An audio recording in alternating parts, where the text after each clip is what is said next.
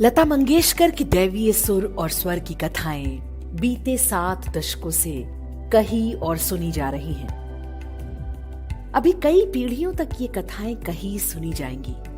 हर कोई उन्हें अपने अपने ढंग से याद कर रहा है, लेकिन लता जी को मात्र एक महानतम गायिका के रूप में याद करना उनके व्यक्तित्व के साथ न्याय नहीं है।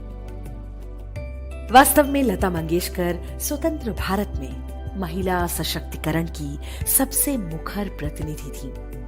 80 वर्ष पूर्व रूढ़िवादी और गुलाम भारत में पिता की आकस्मिक मृत्यु के पश्चात एक 13 वर्षीय बच्ची ने अपनी 3 बहनों, एक भाई और विधवा मां के भरण पोषण का उत्तरदायित्व अपने कोमल कंधों पर उठा लिया था।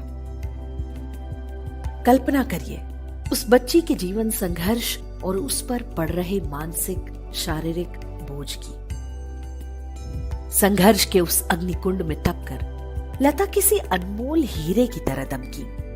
7 दशकों तक उनकी चमक के आसपास भी कोई नहीं पहुंच सका। भविष्य में भी ऐसी कोई संभावना नहीं है। लता जी का आत्मसम्मान और स्वाभिमान भी दृढ़ता के साथ उनके व्यक्तित्व का अभिन्न अंग बन गया था। आज भी पुरुषों के वर्चस्व वाली फिल्म इंडस्ट्री में लता जी ने लगभग 60 वर्ष पूर्व म्यूजिक कंपनीज के विरुद्ध रॉयल्टी को लेकर जंग छेड़ दी थी। तब मोहम्मद रफी जैसे गायक म्यूजिक कंपनीज के पक्ष में खड़े हो गए थे। समझाने का प्रयास किया गया तो रफी ने लता जी की ओर इशारा करते हुए कहा था कि मुझे नहीं, इन महारानी को समझाओ। मोहम्मद रफी के इस कटाक्ष को भांपकर लता जी ने तत्काल उत्तर दिया, हाँ, मैं महारानी ही हूं। तिलमिलाए मोहम्मद रफी ने घोषणा की कि आज से मैं तुम्हारे साथ गाने नहीं गाऊंगा। इस धमकी का भी लता जी ने तत्काल उत्तर दिया, आज से मैं भी तुम्हारे साथ कोई गीत नहीं गाऊंगी। कई वर्षों तक दोनों ने एक साथ नहीं गाया। मीडिया में वर्षों तक दोनों का ये विवाद सुर्खियां बनता रहा, लेकिन लता जी नहीं झुकी।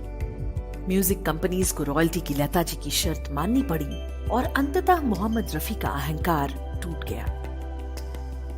लता जी सदा पारंपरिक भारतीय साड़ी, माथे पर बिंदी में रहती थी। उनकी अधिकृत जीवनी के लेखक हरीश भीमानी ने लिखा है कि Sydney opera, royal Albert hall London, Madison Square New York समेत दुनिया के अन्य अनेक प्रसिद्ध सभागारों में अपने कार्यक्रमों में भी लता जी पारंपरिक भारतीय शैली में दोनों हाथ जोड़कर नमस्ते की मुद्रा में ही दर्शकों का अभिवादन करती थी।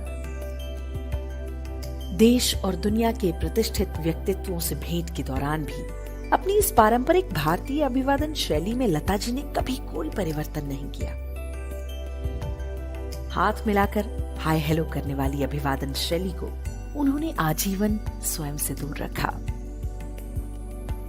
लता मंगेशकर की वैचारिक स्वतंत्रता इतनी प्रखर, इतनी मुखर थी कि वीर सावरकर के प्रति अपने सम्मान को व्यक्त करने में कभी नहीं हिचकिचाई, जबकि उन्हें पता था कि कांग्रेस की सरकारें किस तरह सावरकर के विचारों ही नहीं बल्कि उनकी स्मृतियों का भी दमन करने को उतारू थी। हर विरोध के आगे लता चट्टान की तरह डिग रही।